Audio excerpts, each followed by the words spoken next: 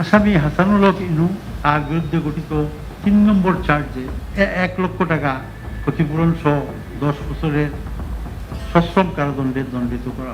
দর্শক, ক্ষমতার দম্ভ যে কতটা ক্ষণস্থায়ী এবং নিয়তির পরিহাস যে কতটা নির্মম হতে পারে তা আমরা নিজেদের চোখে দেখলাম। এক সময়ের প্রতাপশালী নেতা, যার গলার আওয়াজে কেঁপে উঠত চারপাশ, আজ তিনি আদালতের কাঠগড়ায় দাঁড়িয়ে অসহায়ের মতো কান্নায় ভেঙে পড়েছেন। হ্যাঁ দর্শক, আমরা কথা বলছি জাতীয় সমাজতান্ত্রিক দলের সভাপতি হাসানুল হক ইনুর ব্যাপারে। জুলাই গণঅভ্যুত্থানের সময় সংগঠিত মানবতা বিরোধী অপরাধের মামলায় তাকে 10 বছরের সশ্রম কারাদণ্ড দিয়েছে আদালত। আন্তর্জাতিক অপরাধ ট্রাইব্যুনালের রায় ঘোষণার পর তার সেই চিরচেনা দাম্ভিকতা এক নিমিষেই ধুলোয় মিশে গেছে। আদালতের রায় শুনে তিনি যেভাবে কান্নায় ভেঙে পড়েন তা দেখে পুরো দেশের মানুষ স্তব্ধ হয়ে যায়।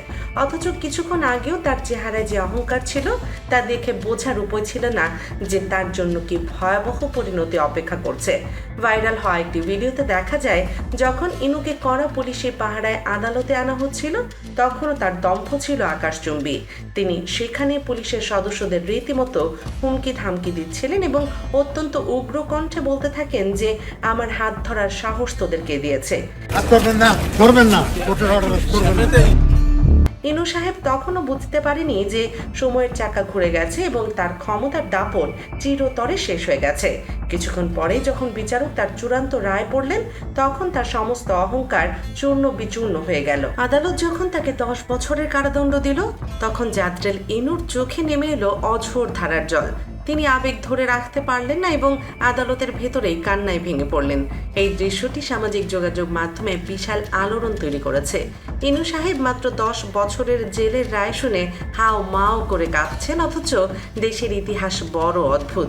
এই একই ট্রাইব্যুনালে যখন বিগত সরকারের আমলে জামায়াত নেতাদের ফাঁসির রায় দেওয়া হয়েছিল তখন এই ইনু সাহেবকে দেখা গিয়েছিল চরম উচ্ছ্বসিত ভূমিকায়। কিন্তু ইতিহাসের নির্মম সত্য হলো, ফাঁসির রায় শুনেও জামায়াতের কোনো নেতা সেদিন আদালতে কান্না করেননি।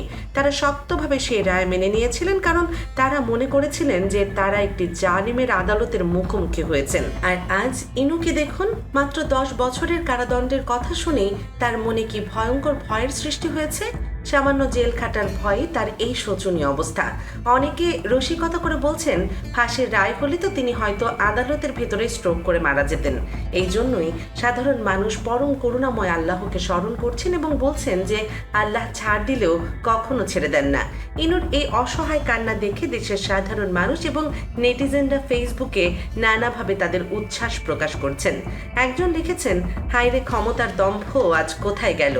এই ইনু সাহেব একসময় বেগম খালেদা জিয়াকে অত্যন্ত তুচ্ছ তাচ্ছিল্য করে বক্তব্য দিতেন।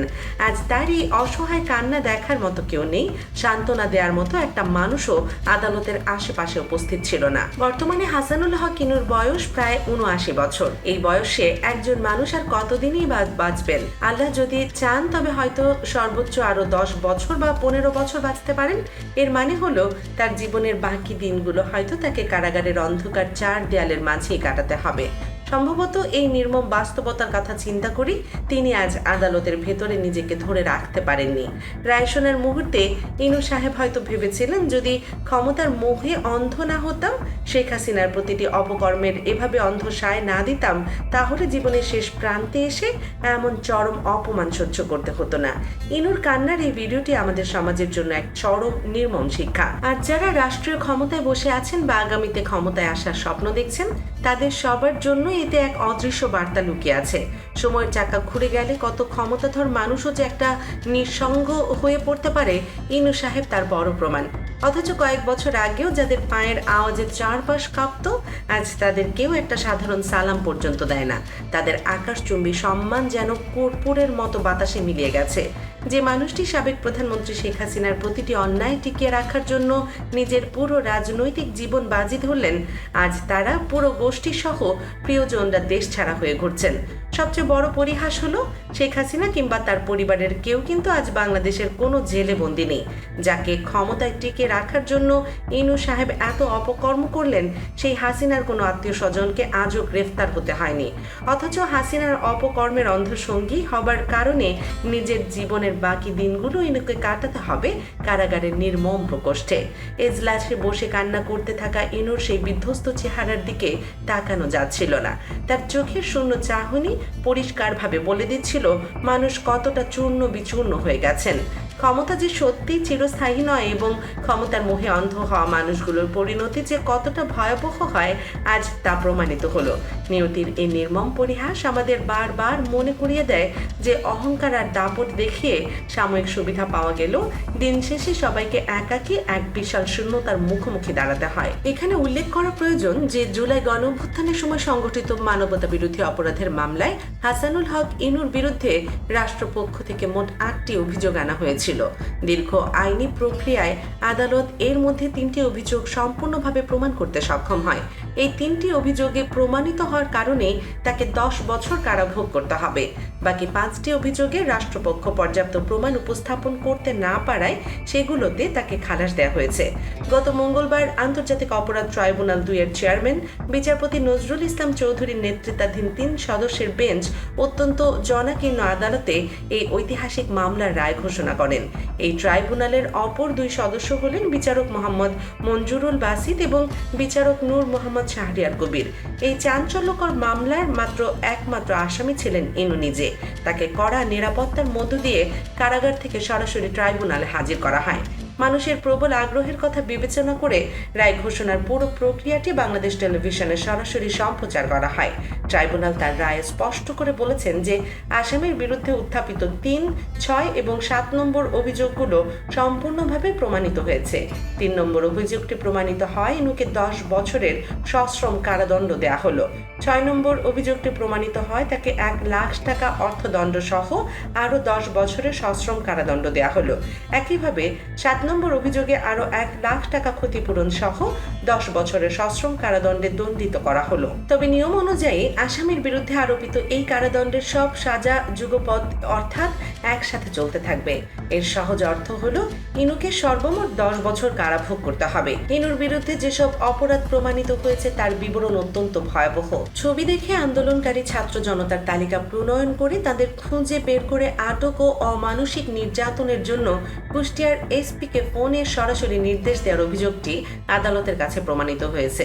এছাড়াও জামায়াতে ইসলামীকে নিষিদ্ধ করার সিদ্ধান্ত গ্রহণ করার অভিযোগটিও তার বিরুদ্ধে প্রমাণিত হয়েছে।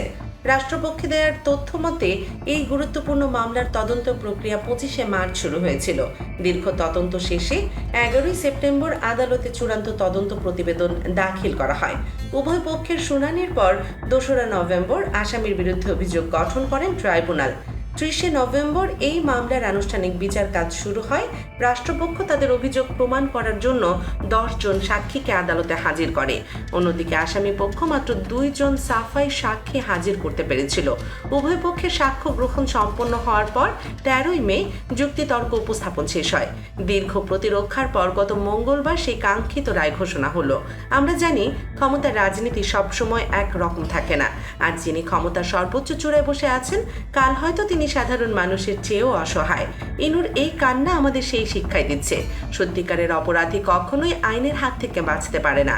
প্রকৃতি তার নিজস্ব নিয়মের সব অন্যায়ের হিসাব ঠিকই আদায় করে নেয়। আর যারা ক্ষমতার অপব্যবহার করে মানুষের উপর জুলুম করছে তাদের মনে রাখা উচিত যে একদিন তাদেরও বিচারের মুখোমুখি হতে হবে। ইতিহাস কাউকেই কখনো ক্ষমা করে না। সুপ্রিয় দর্শক, হাসানুল হক ইনুর এই 10 বছরের জেলের রায় নিয়ে দেশের মানুষের মধ্যে এখন মিশ্র প্রতিক্রিয়া দেখা যাচ্ছে। অনেকেই বলছেন যে ছাত্র জনতার উপর যে নির্মম জুলুম চালানো হয়েছে সেই তুলনায় ইনুর এই সাজা অনেক কম হয়ে গেছে। তার মতো একজন অপরাধীর আরো কঠোর শাস্তি হওয়া উচিত ছিল বলে অনেকে মনে করছেন। সুপ্রিয় দর্শক, আপনিও কি তাই মনে করেন? কমেন্ট বক্সে জানিয়ে দিন আপনার মতামত। ভিডিওটি ভালো লাগলে লাইক দিন এবং আমাদের চ্যানেল দেশ নিউজ 24 সাবস্ক্রাইব করুন। ধন্যবাদ।